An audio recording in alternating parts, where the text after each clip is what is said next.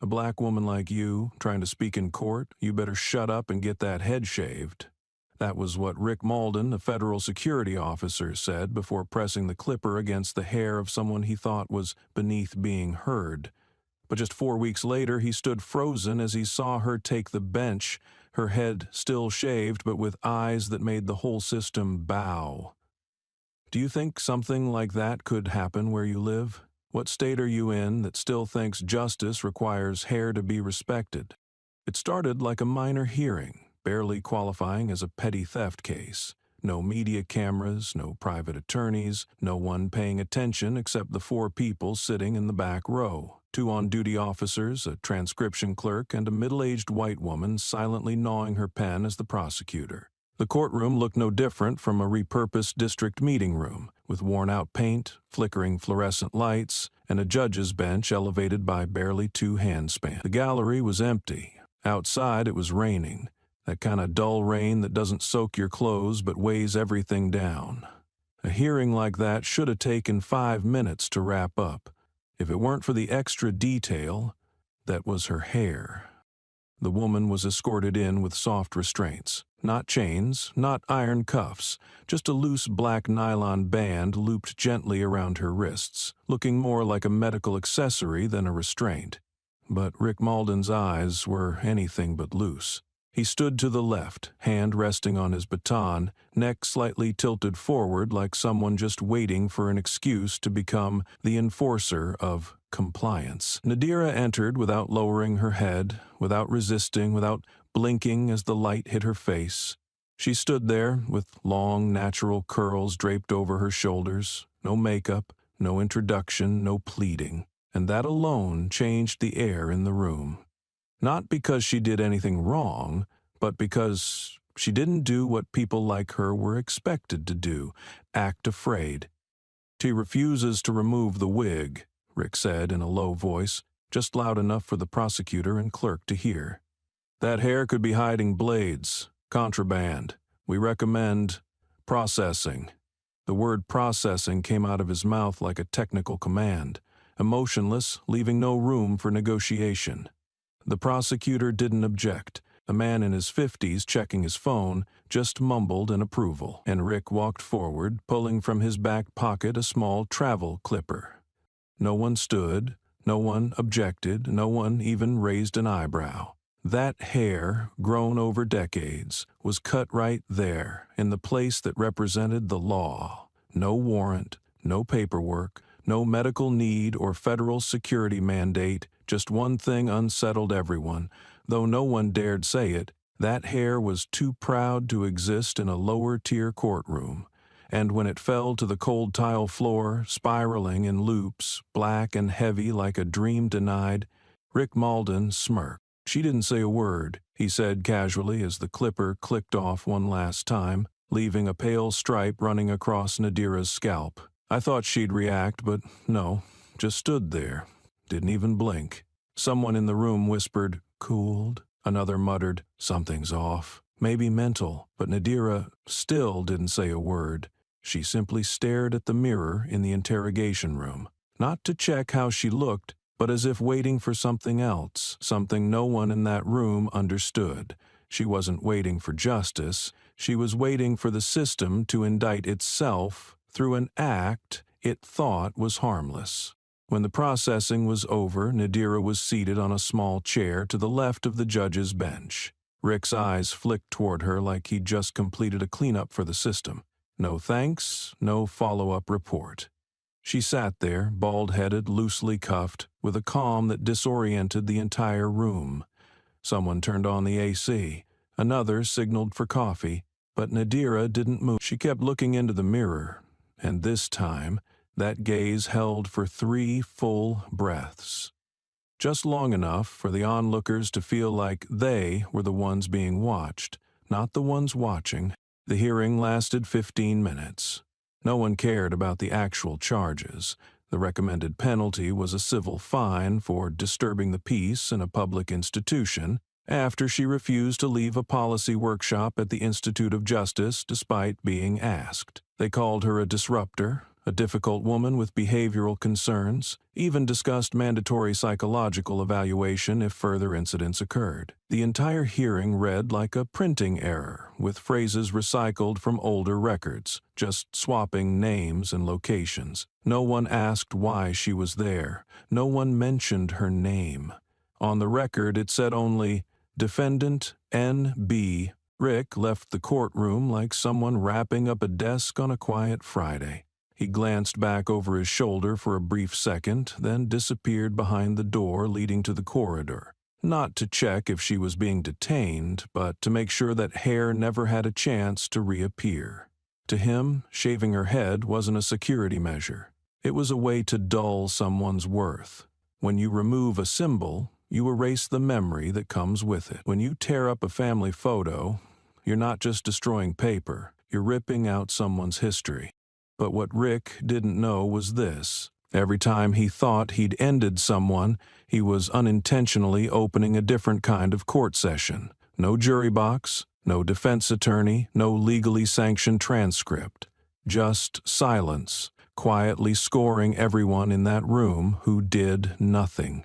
Niera was led away without resistance, but those who watched, who heard, who lowered their eyes and faked busyness, they would pay a price that needed no charge sheet, being pinned down by their own conscience every time they tried to sleep under the same fluorescent lights as that courtroom. The door closed, no one stood, no applause, no one remembered Nadira's name.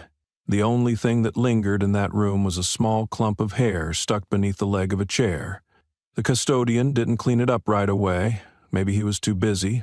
Maybe he didn't know what to do with something that didn't have a classification code, but whatever the reason, it stayed there like a silent warning. There are things you can shave off, but not erase. And some strands of hair, when they fall, make no sound, but echo longer than any sentence you've ever signed. That clump of hair stayed there for 2 days. No one picked it up, no one swept it away. But on the third day, a new intern, about 22, red-rimmed glasses, wearing thin latex gloves, approached and was about to collect the strands into a stainless steel evidence tray. She paused, not out of fear, but because it was strange.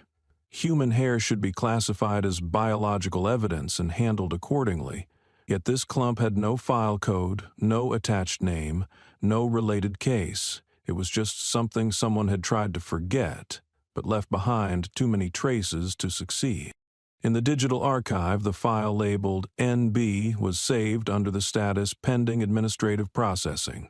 No portrait, no clear date of birth, no legal representative. The only note in the identifying characteristics section read, "Female plus African American, hair has been processed."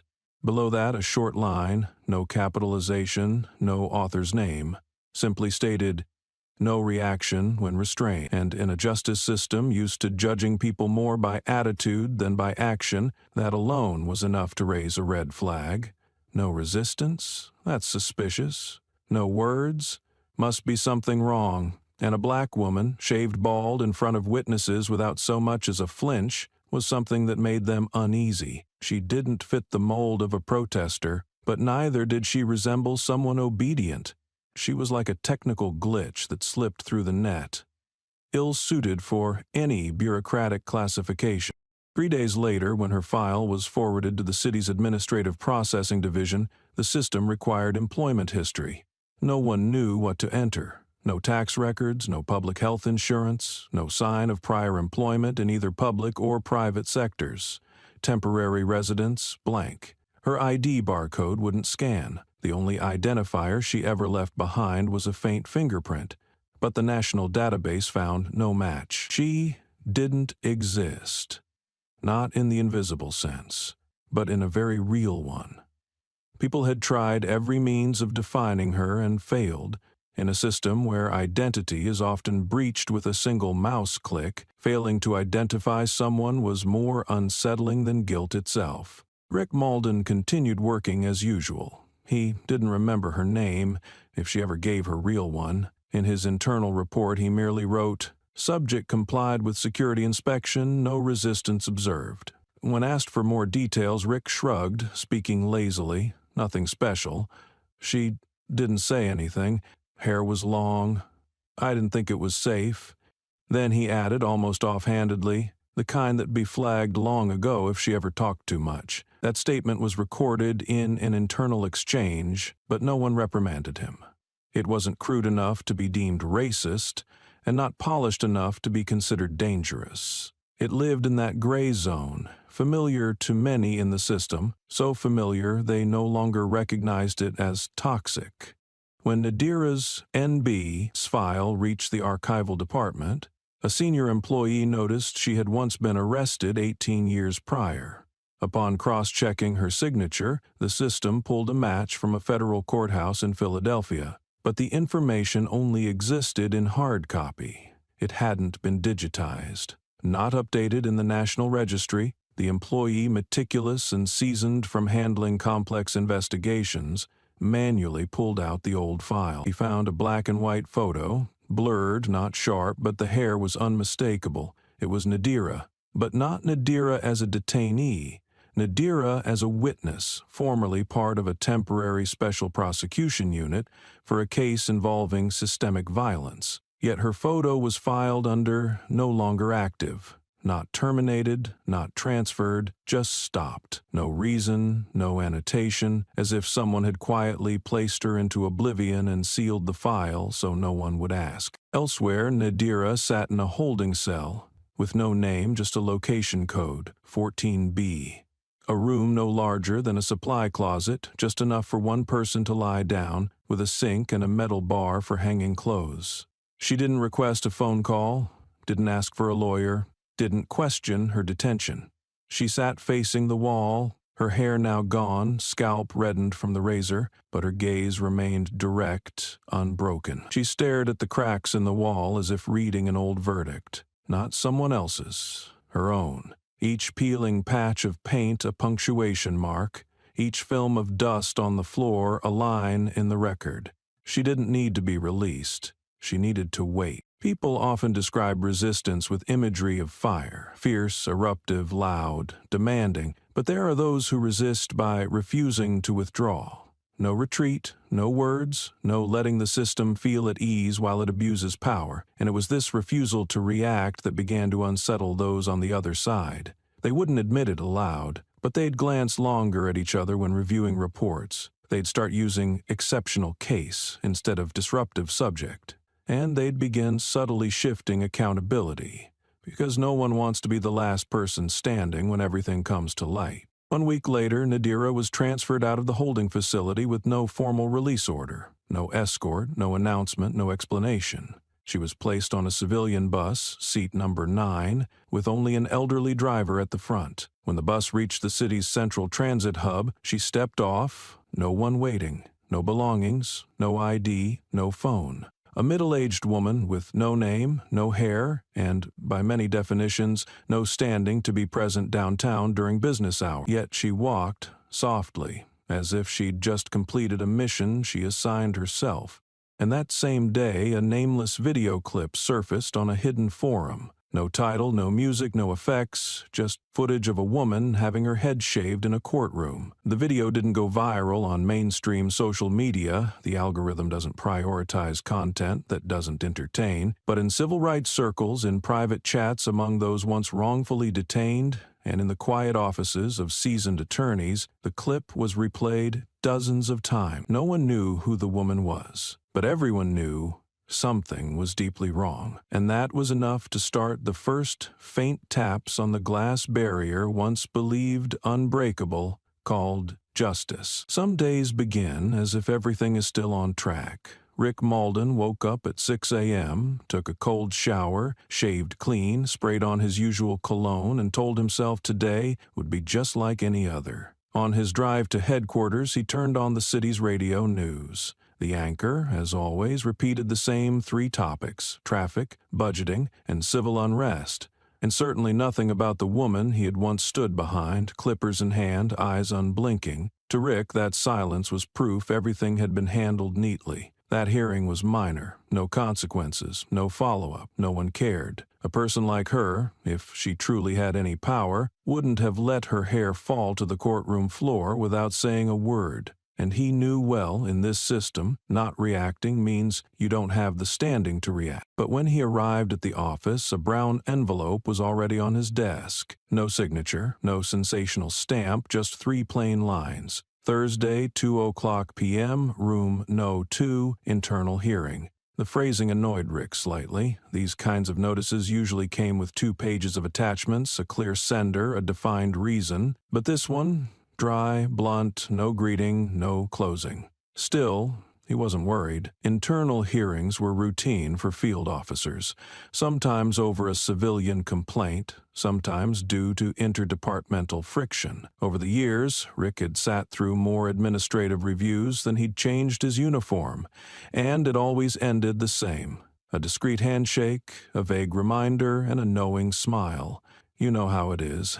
Just procedure. At 1:55 p.m., Rick stood outside room 2. Door closed, frosted glass, no one waiting. No front desk, no name caller, no sign-in sheet. Only a crooked little sign on the wall. Independent hearing room. Do not enter unless invited. Rick frowned. The term independent hearing wasn't common. Inside the system, it only appeared when the session involved upper-level oversight. Someone from the court, the federal office, or special personnel inspector. But he reassured himself. Maybe it was just administrative rebranding. Lately, officials loved using new phrasing to sound more refined, and he had nothing to fear. The door opened exactly at 2:00 p.m. A soft beep came from the internal scanner. No one came to greet him.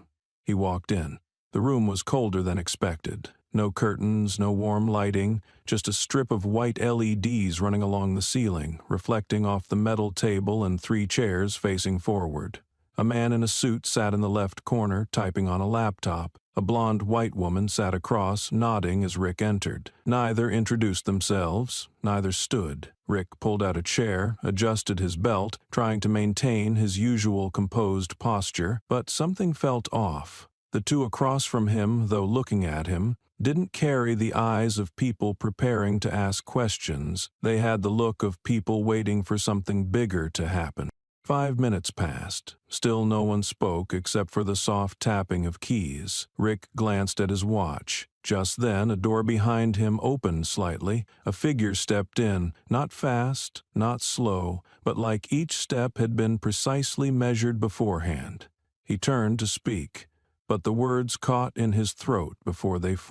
The woman had changed, not in appearance, not because her hair still hadn't grown back, but in the way she entered the room, as if this place belonged to her, not somewhere she had merely been invited. She wore a charcoal blouse, a black blazer unbuttoned over it, no makeup, no jewelry, no documents in hand. She brought only her gaze, the very gaze Rick had once mistaken for frozen back in the courtroom. But now it wasn't numb. It was sharp, clear, and carried a silence that tightened the room. Rick realized he couldn't remember her name, and suddenly that became a weight. The woman he once thought of as nameless was now the one standing at the head of the table. She didn't sit right away. She pulled the chair back, rested her hand on its backrest, looked at all 3 of them, and let her eyes land on him. No introduction, no formalities. The room stayed silent, not because they were waiting for her to speak, but because they had just realized. This wasn't a regular hearing. This was a restructuring of power, and Rick was the last one to realize he now sat at the lowest point. She spoke, her voice soft like a conversation.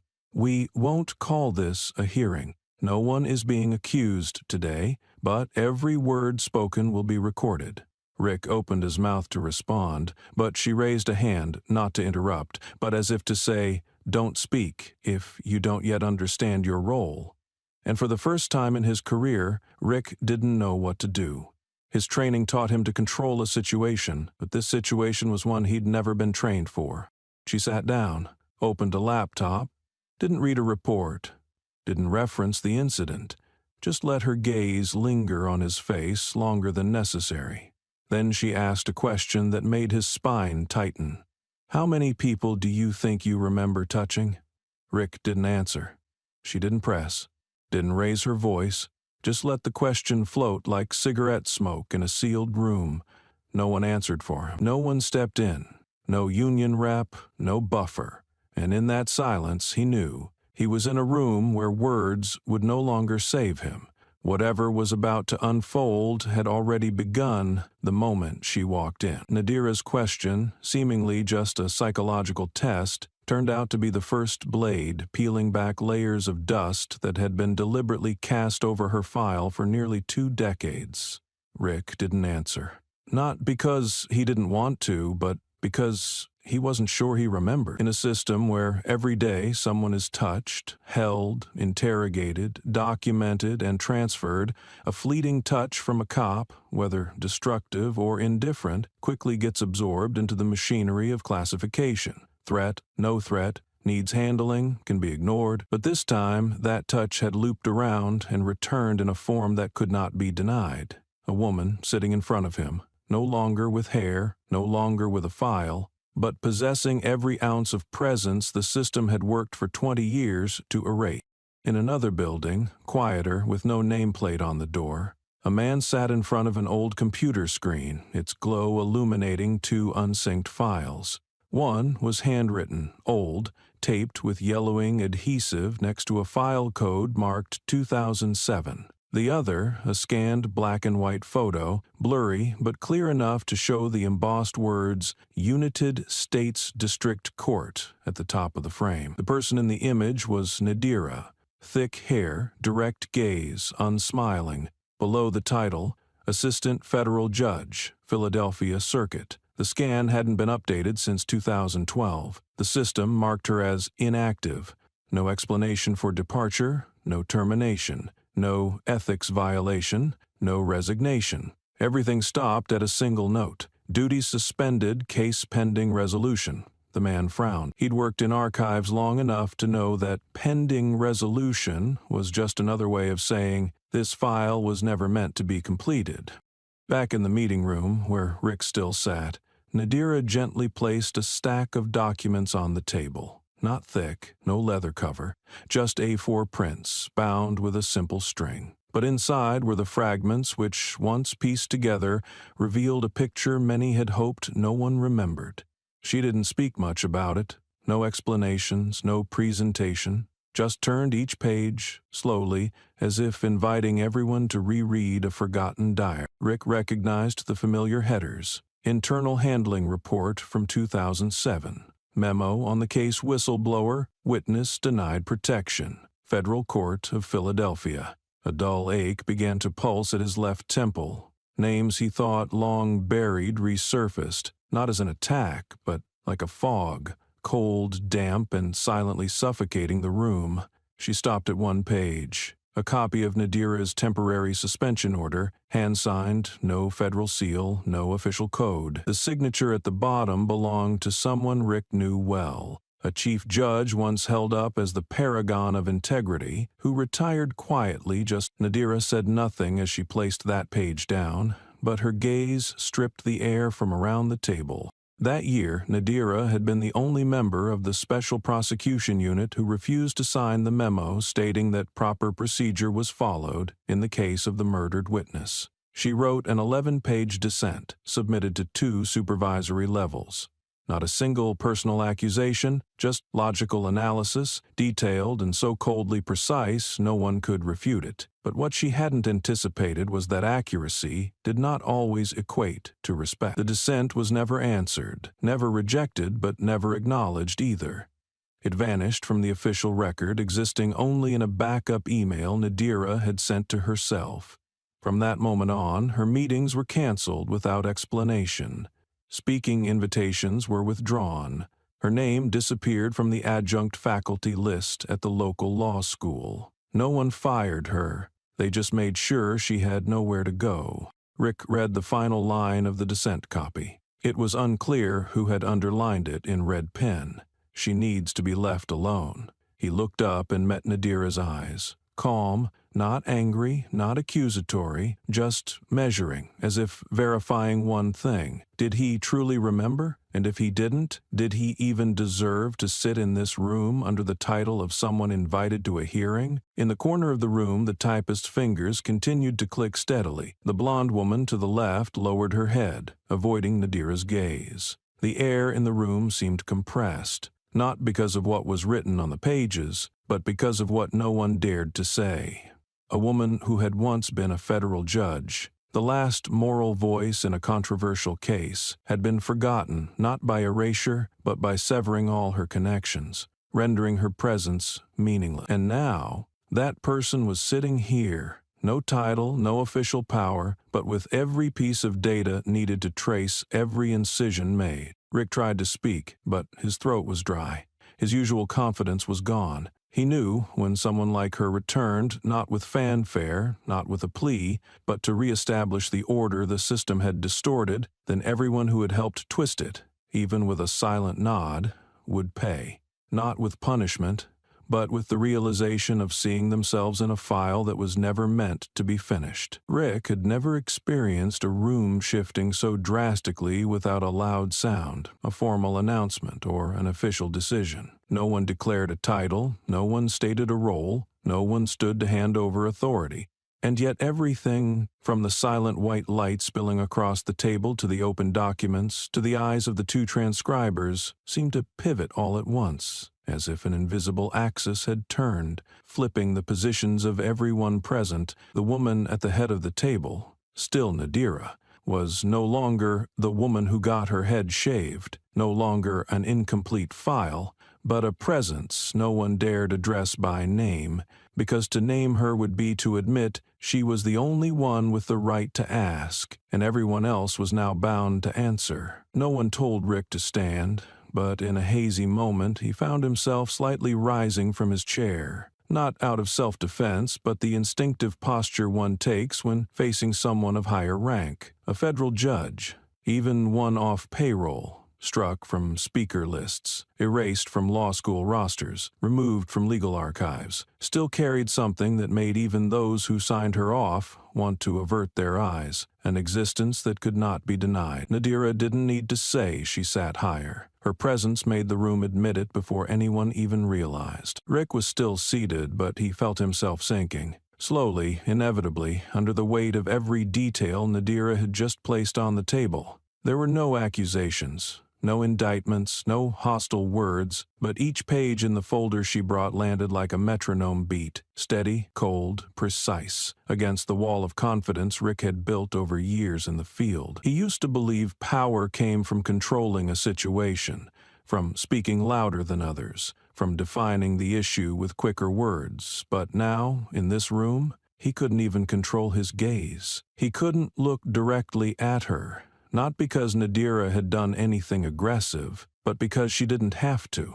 And that was the most terrifying part. One of the transcribers began to ask, "Missouri, should we—" The question never finished. Nadira simply tilted her head slightly. No shake, no nod, just a subtle motion, enough to let the person know this wasn't a session where she waited for permission. This was the moment the system had to hear what it had once dismissed as forgettable. Rick still hadn't spoken. He knew any word now could become evidence, not in a criminal court, but in the moral ledger Nadira was slowly rebuilding, one shard at a time. She didn't deliver a speech. She simply said, "When a person is shaved bald in a courtroom, they call it a security measure.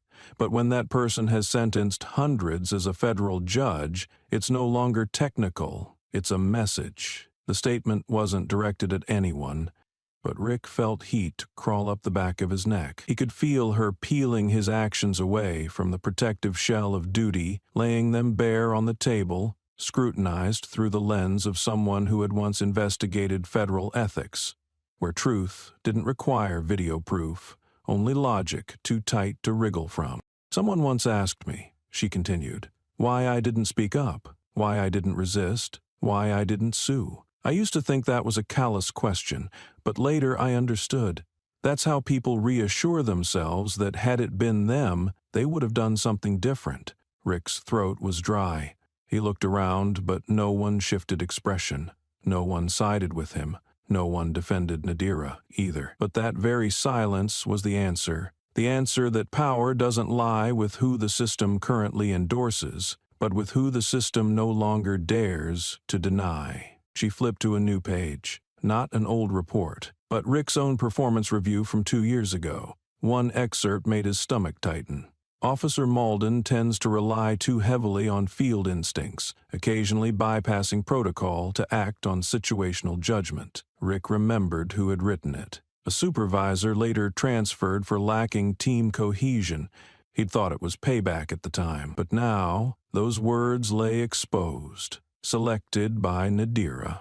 As a quiet reminder, everything he thought had been deleted still existed somewhere and could be retrieved at any moment by someone patient enough not to act too soon. Rick looked at Nadira. She didn't look back. She was reading another passage, not to attack him, but as if invoking herself. He saw it in her eyes when her gaze slowed, her voice softened. In a system built to protect the vulnerable, sometimes the strongest have to disappear just to preserve the ideal. No one replied, but everyone understood. She was explaining why she vanished, not because she was forced out, but because staying would have warped her. And now she was back, not to reclaim a seat, but to remind them that the seat was never lost. She simply never sat in it, the way they were used to. Rick suddenly remembered that afternoon when he shaved her head. When the clipper buzzed harshly, what had he felt? He used to think it was a necessary procedure,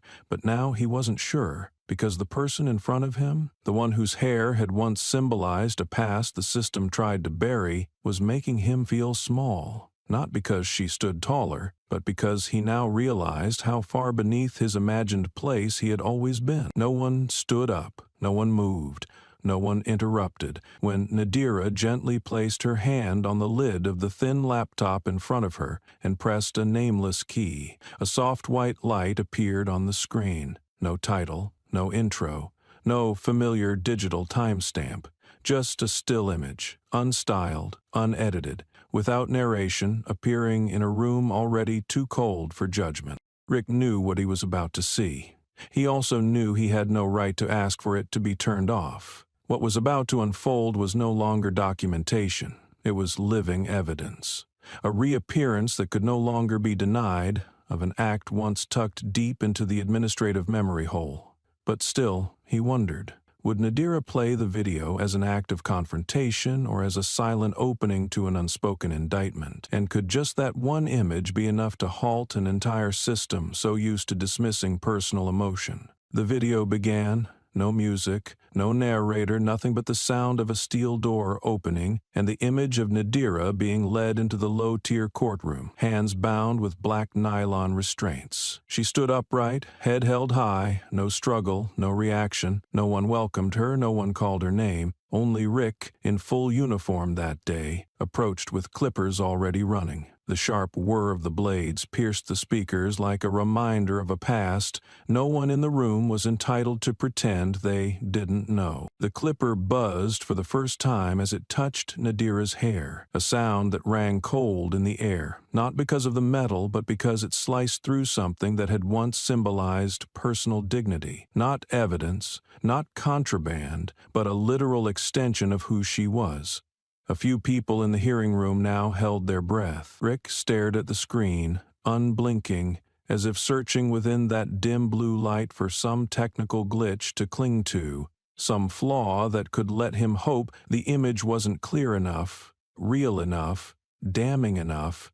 But the footage gave him no such escape. It didn't cut angles, it didn't edit, it didn't fast forward. It let everything play out in real time, at the exact cruelty of every motion. Each swipe of the blade across her scalp struck like an invisible blow to the very principles the system had long used as a shield for its indifference, for procedure, for safety, for incident response. But watching those long black curls fall onto Nadira's shoulders, then slide down her back, catching on a police boot, no one in that room could convince themselves this was necessary. Because no protocol demands a woman's head be shaved in open court, unless it's meant to send a message. She said nothing in the footage, but her eyes, even through the grainy frame, remained astonishingly calm, not defiant, not pleading, not seeking understanding. She simply stood there, as if she were the only remaining witness to an act the entire system was now scrambling to justify.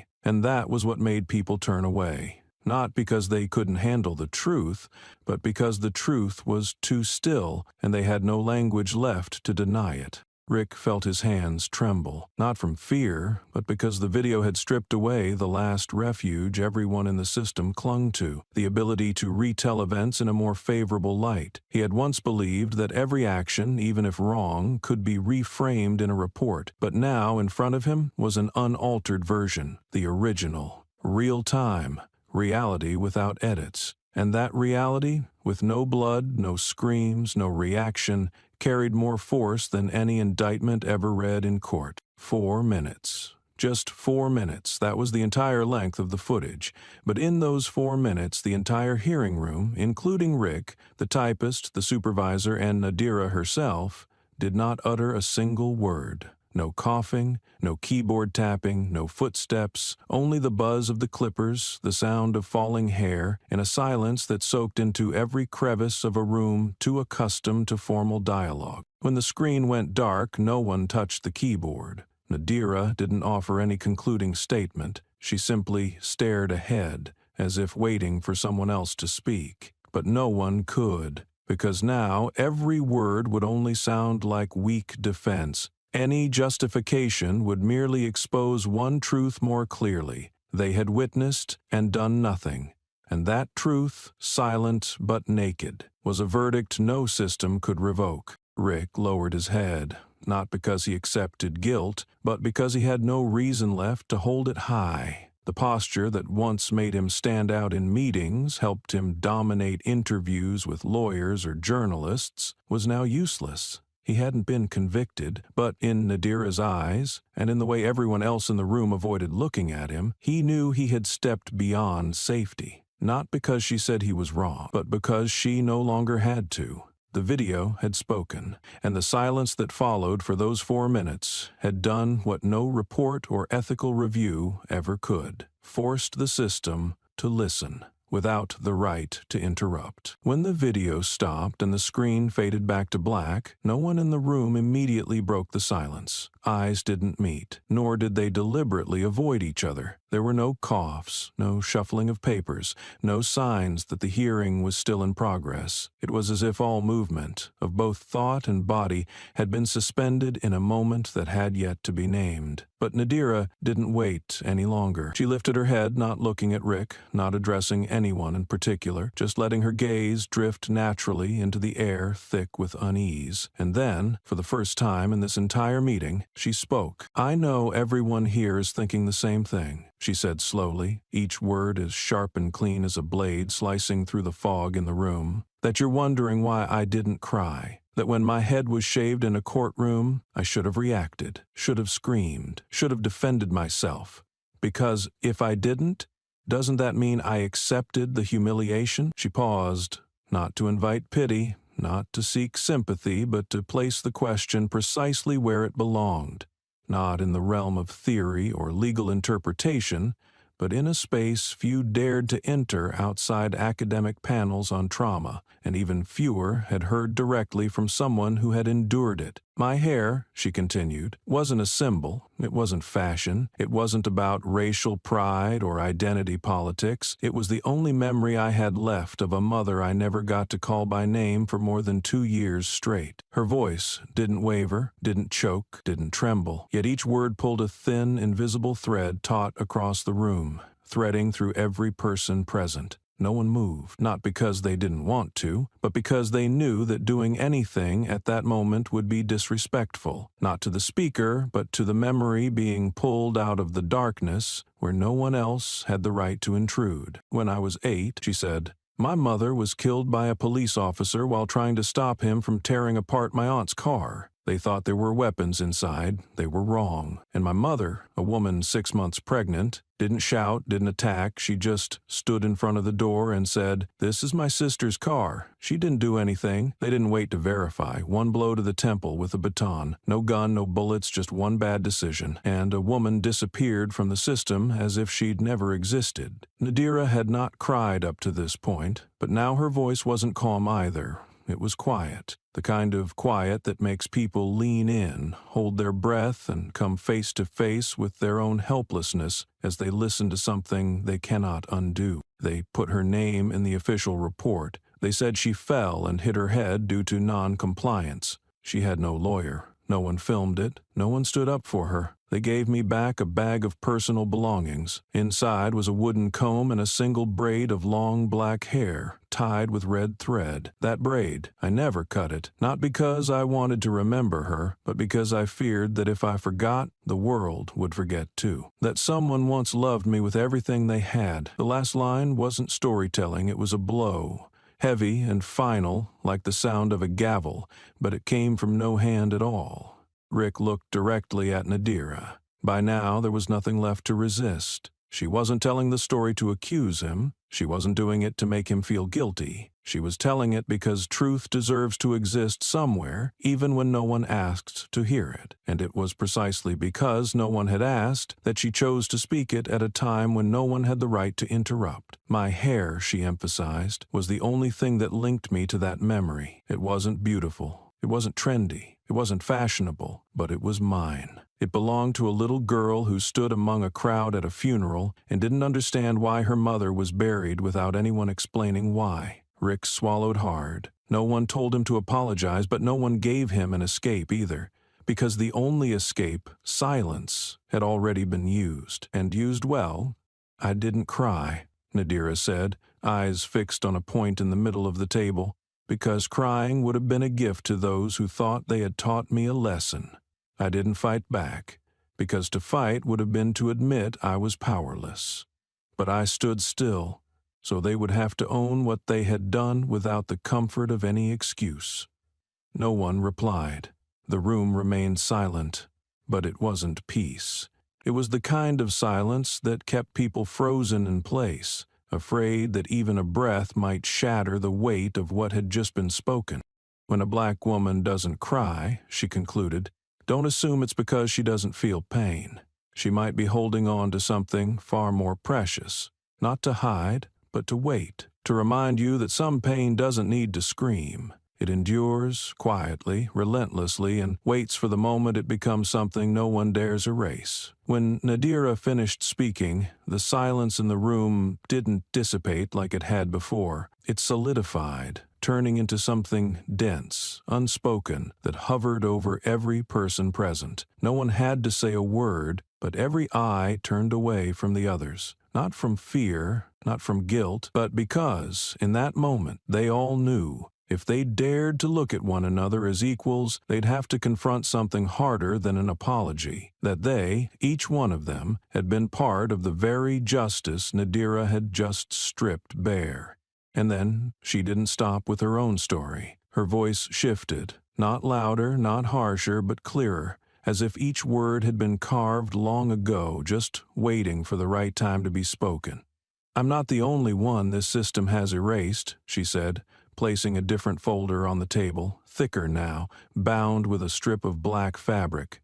"I've stayed silent long enough, listening to see if someone else would speak for these people. No one did, so today I will."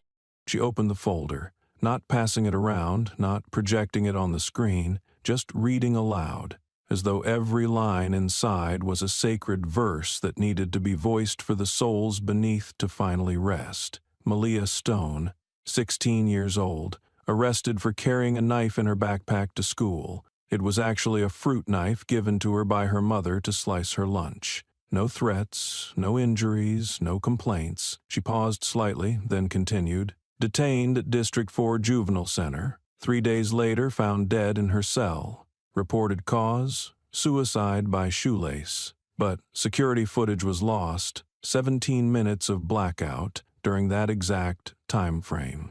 Rick felt his throat tighten, not because of the name, but Because those 17 minutes, he'd once been called to testify in an internal review for that exact time window, and he had signed off on a statement claiming a software update caused the recording gap, despite knowing full well that no such update had occurred. Nadira didn't say his name. She didn't have to, because he knew, and so did she. That was enough. Malia's mother wasn't allowed to see her daughter's body for 4 days, was denied access to medical records. When she finally received the remains, there was bruising at the back of the neck, but the autopsy simply stated post-mortem trauma. No one was charged, no one took responsibility. She, like me, was edited out of the system like a typo not worth correcting. Nadira looked up, her eyes sweeping the room. What do we call this? Human error? Oversight? The unavoidable byproduct of managing a system too big to control? Or do we still cling to the word that lets us feel morally upright? Justice. No one answered, because any answer now would feel like shredding the documents in front of her, not because the paper was thin, but because the contents could not be dismissed with casual phrasing. She continued, I have here the case of Joseph T., age 14, arm broken while detained for stealing a pencil box, no charges filed. Of Tamara O., strip searched while waiting for her parents to pick her up, no medical justification, no accountability. Of Khalil R., who lost his ability to speak after 2 weeks in solitary confinement, allegedly from banging his head on the wall, according to the report, and a long list of others who the system quietly asked us to forget, simply because their stories didn't fit into reports designed to protect us from liability. Rick lowered his head. He hadn't been involved in all those cases, but every time he stayed silent, every time he signed off on an incomplete file, every time he ignored a detail thinking someone higher up will handle it, each of those moments now replayed themselves, stroke by stroke, through the steady rhythm of her voice. He wasn't on trial, but he was no longer innocent either. Nadira lifted her head, closed the folder.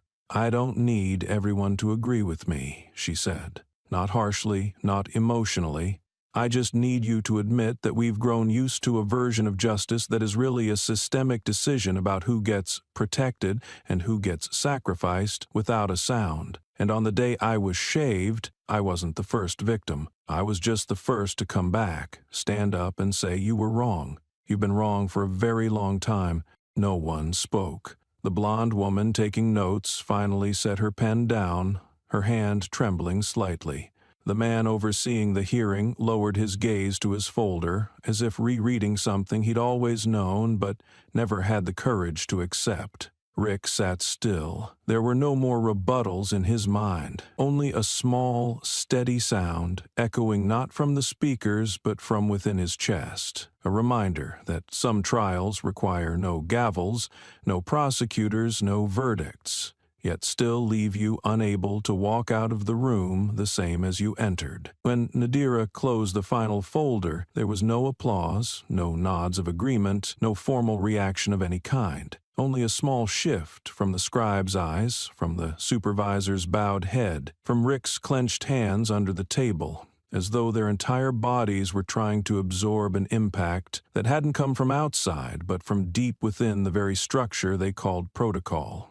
And then the hearing ended without anyone declaring it over, and Nadira stood, slowly, without a farewell, without asking to be excused, without seeking a closing remark. She walked out of the meeting room as if she had never entered, leaving behind one thing no one knew how to process: the truth.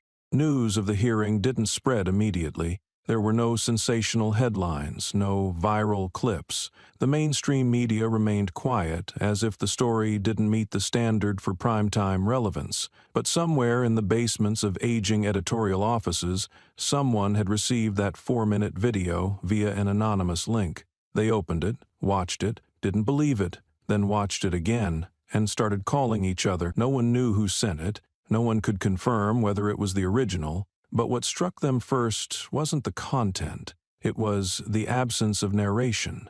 No anchor, no voiceover, no explanatory title, just images, clear, cold, and impossible to spin. On the second day after the hearing, a short article appeared in the community stories section of a local newspaper. Unidentified woman shaved bald during preliminary hearing.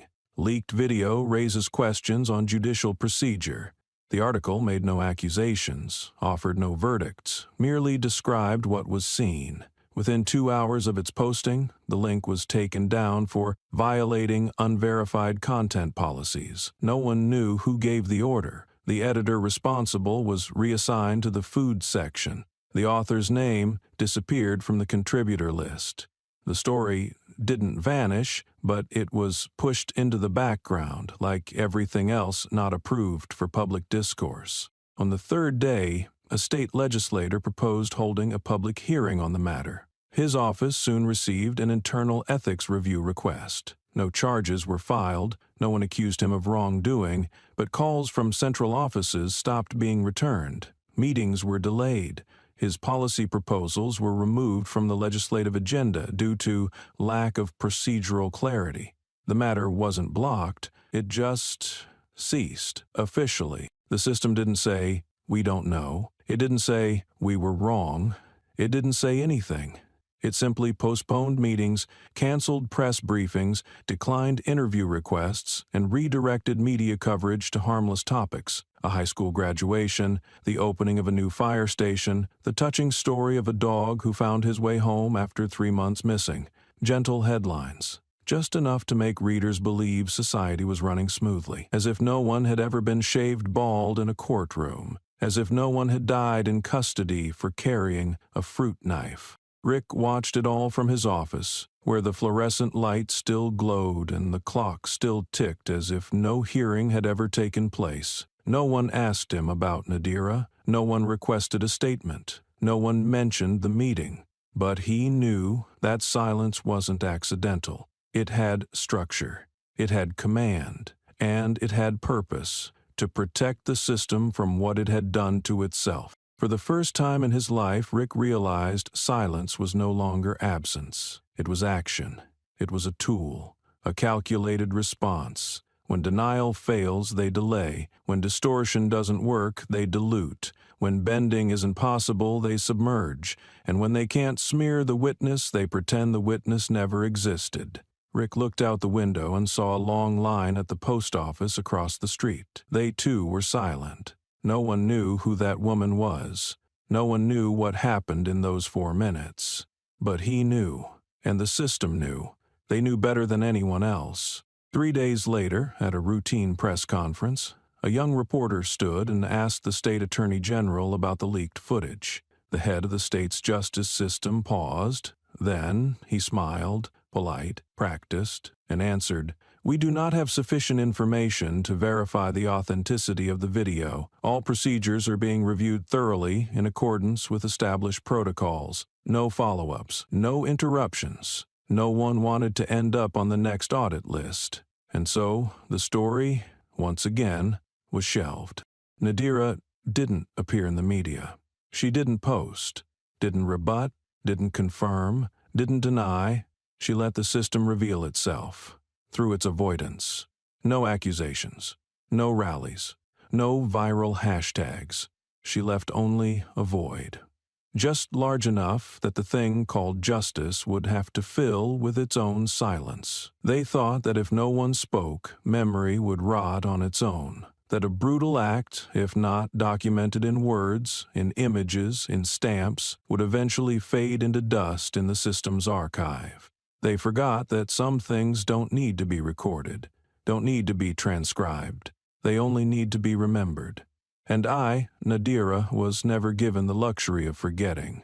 Not because I clung to it, but because they themselves, with their eyes, etched into my memory something no court ruling could ever erase, the kind of silence that speaks.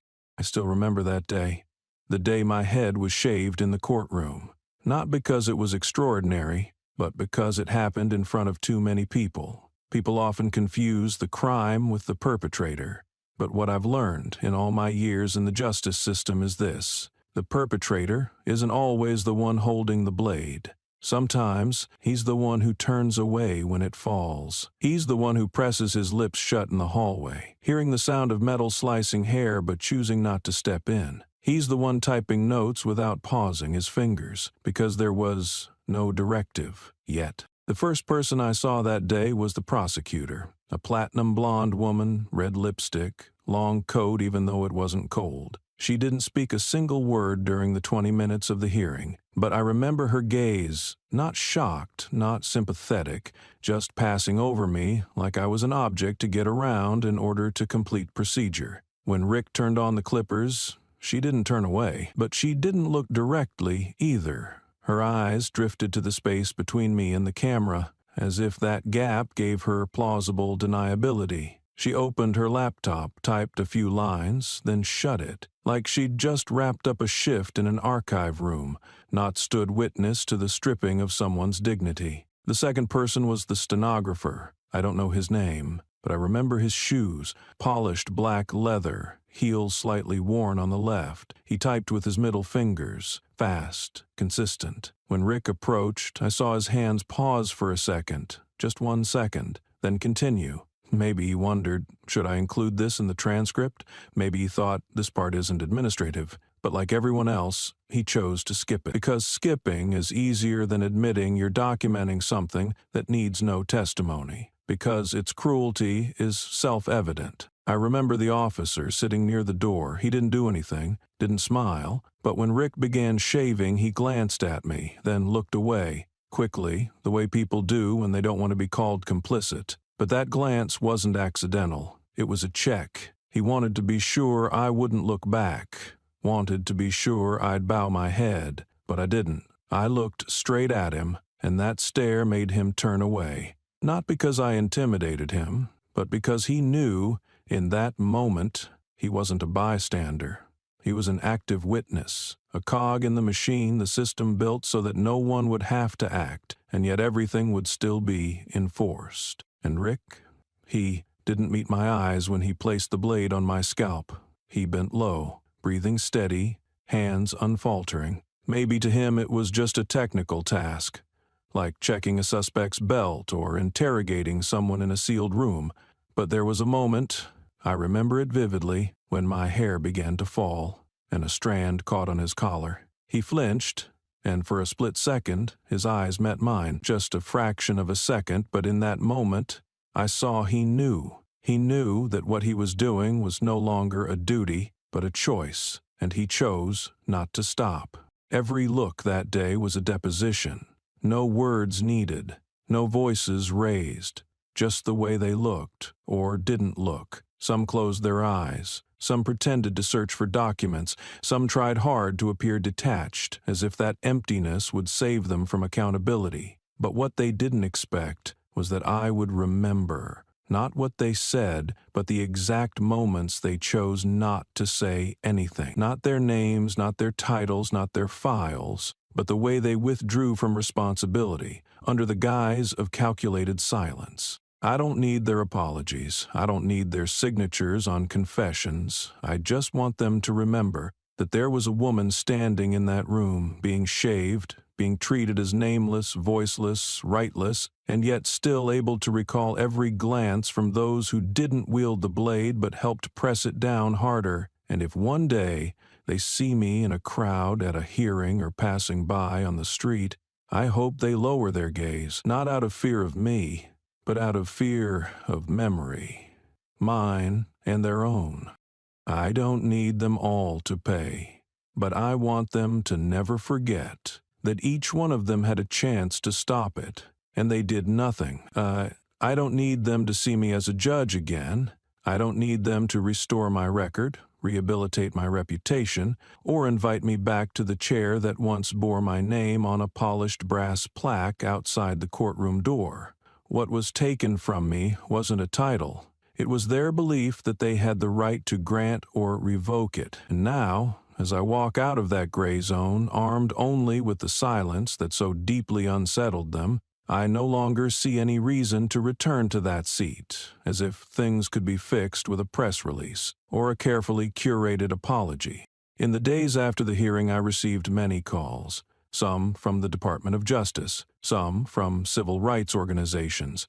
Some even came with formal letters of apology, promising to review internal protocols and assess how to properly reinstate any legal rights you may have lost during this period. They spoke in all the right tones, polished, professional. They didn't mention the humiliation, didn't mention the hair, didn't mention Malia Stone or the missing minutes of detention footage. They only spoke of files, payroll, and what could be done to remedy the oversight in accordance with proper procedure.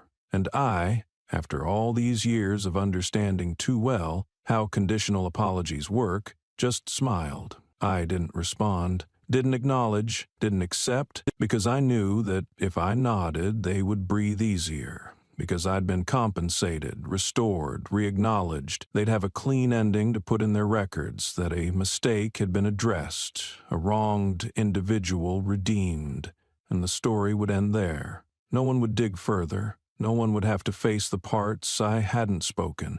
No one would have to account for the other deaths, the other souls, the other silence. As long as I agreed with the way they closed my story, they'd be excused from telling the rest of it. But I don't need to be redefined. I don't need the old chair. I don't need that shiny brass plate. Because what I carried from that hearing wasn't legal standing, it was truth. And that's what the system had tried hardest to bury. I once sat in the judge's seat, and for all that time I believed the power of that role lived in the gavel and the authority to issue rulings. But when that seat was stripped from me, when my nameplate was gone, when I had no office, no calendar, no weekly meetings, I realized something simple. Those things are tools. They give the illusion of power, but they do not generate it. Real power is the ability to make people listen, even when you hold no title. It's when you speak and no one can turn away. It's when you enter a room, not with status, but still the entire space goes silent, waiting for you to speak. I was taught that the legal system is where people entrust authority to those in position to deliver justice. But I've lived long enough to know that sometimes that very system is the last barrier between truth and exposure. And in those moments, it's the person without position who is the only one able to speak what everyone else fears to face. I wasn't invited back to my former seat. I didn't need to be, because I now understand. When you stand at the center of a truth that requires no validation, every other chair, whether velvet-lined or name-engraved, becomes irrelevant. I don't need an invitation. I don't need a resolution from the board or a reappointment ceremony live stream to the public. I entered that room with no nameplate, no introduction, no title on the screen, and I made them listen. Not because I demanded the floor, but because I didn't need their permission to take it. I was once written out of the system with a black ink line, duty suspended, case unresolved, but now I'm the one writing the end of that file. Not through court orders, not through official correspondence, not through any authorized process. I'm simply still present. Someone once asked me, "Don't you feel hurt that you weren't reinstated?" I smiled. The pain doesn't come from being excluded from a position. It comes from realizing that position was never meant for someone who would tell the whole truth. And if you speak too much, too clearly, too directly, that very chair becomes the biggest obstacle, not to keep you from speaking, but to keep others from listening. I don't want that chair anymore, not because I'm unfit, but because I don't need it to be valid. Power doesn't come from position. It comes from being able to stand alone, with no backing, and still make an entire system turn its gaze. If I returned, under any title, I'd become part of the same structure that once buried me, and in doing so, I'd be silent again, not because I was forced, but because I'd have accepted to play by the old rules. I'm not playing anymore. I'm writing new rules, without proclamation, without enforcement, without recognition. I only need them to be right,